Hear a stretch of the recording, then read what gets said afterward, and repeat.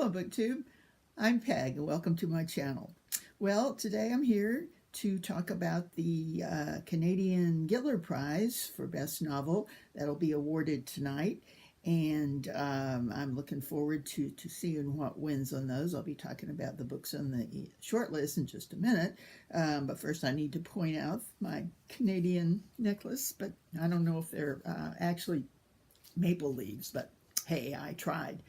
Speaking of dressing for the occasion, next Thursday is Thanksgiving here in the U.S., which many of us call Turkey Day. Turkey seems to be the leading symbol of the day, and I already have my turkey necklace ready, and I have challenged Adam of Memento Mori to a little contest here. You know, he always wears real strange hat get-ups, so I challenged him to wear some sort of turkey hair piece.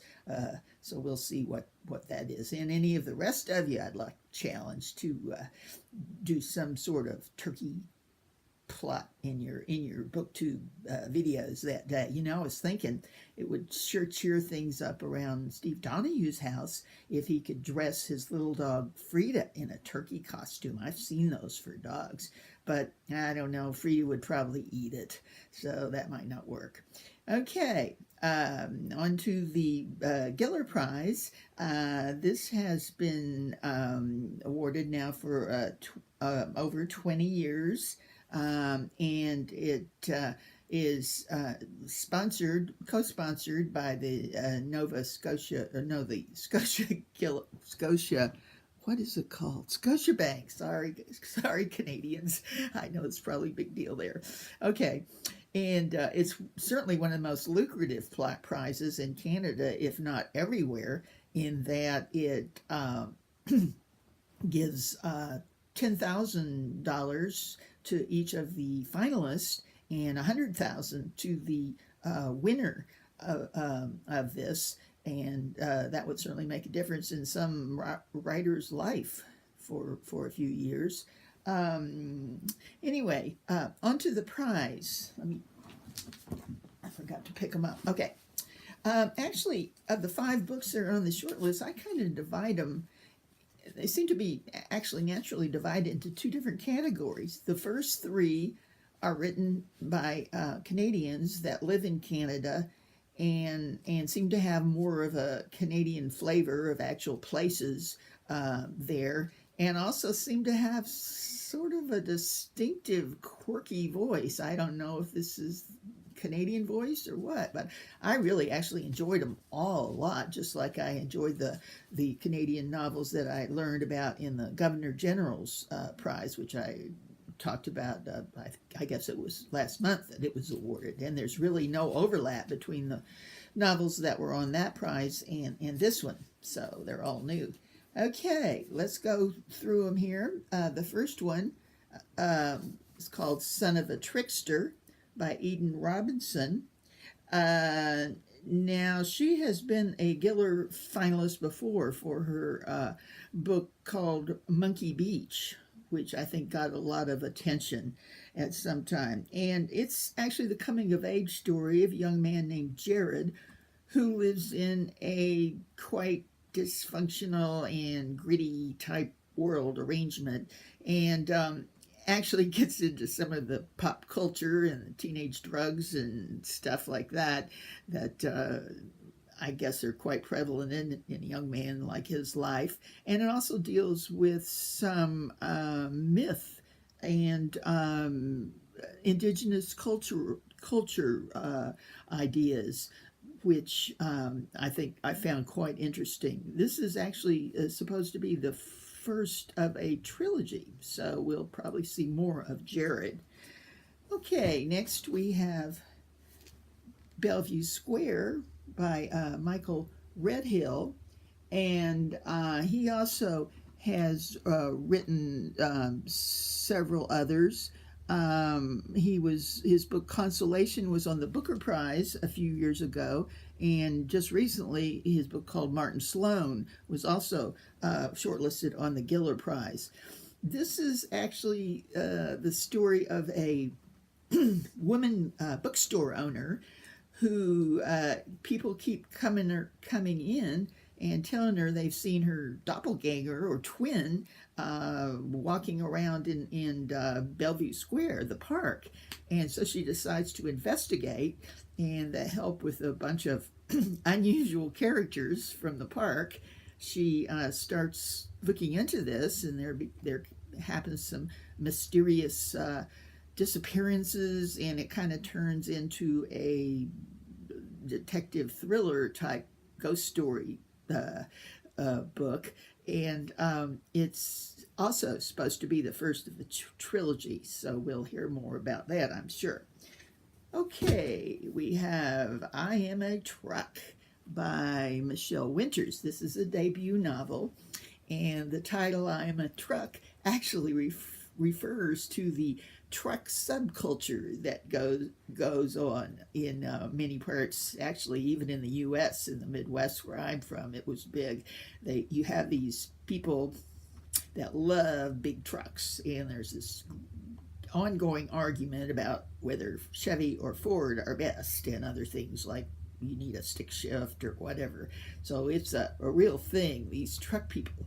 So anyway, this is about a young couple that are French speaking and move to a place where there's mainly English speaking, and they're kind of isolated and feel out of place, though he is a big truck enthusiast and has a Silverado, which he is so proud of. And he goes out one day for an errand and just disappears and leaves the truck right on the highway with the door open, which is very unusual for a truck-loving person to do, of course. And the rest of the story goes into how his wife learns to cope with life on her own there in an English-speaking community, and also what actually happens to him. So this is quite darkly comic, I would say, and really enjoyable.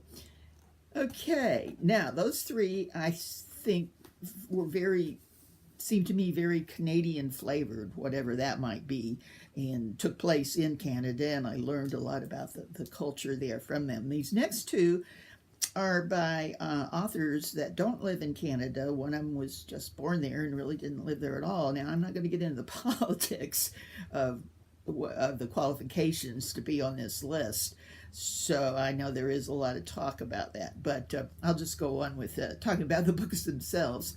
This one, called Transit by Rachel Cusk, is actually the second in what's going to be a trilogy. The first one called Outline, which was listed on the Bailey's long list for women authors, and also on the Goldsmith Prize for experimental writing. And it's not really real experimental in the writing. What it is actually, it appears almost as a bunch of short stories that they all have the same narrator, the woman Faye, and it's things she goes through, and she doesn't do much talking. She mainly listens when she meets new people, and you learn the story from what she hears, and it's a very interesting way to do it. And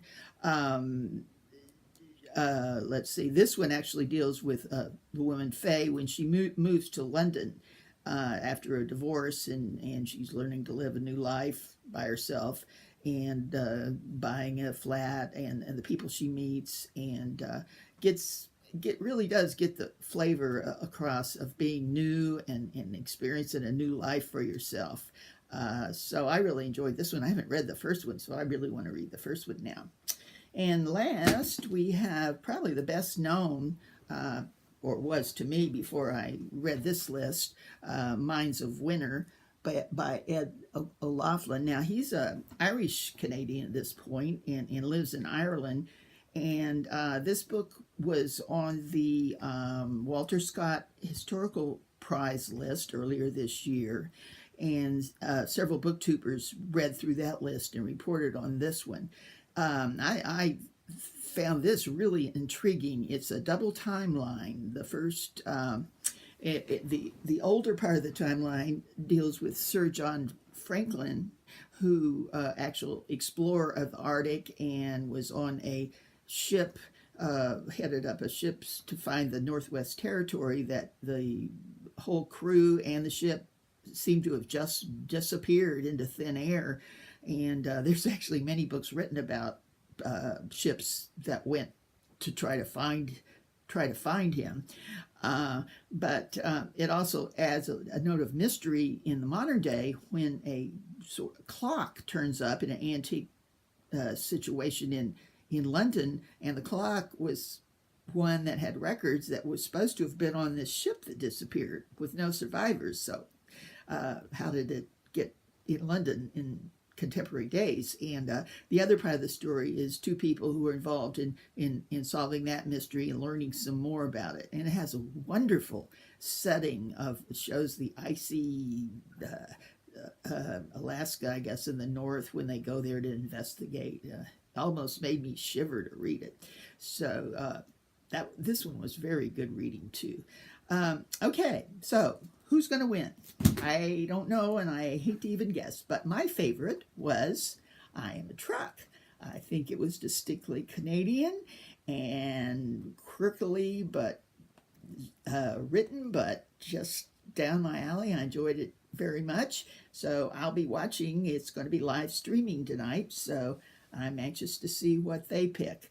And please let me know if you've read any of these or have any thoughts on any of them. Okay, bye.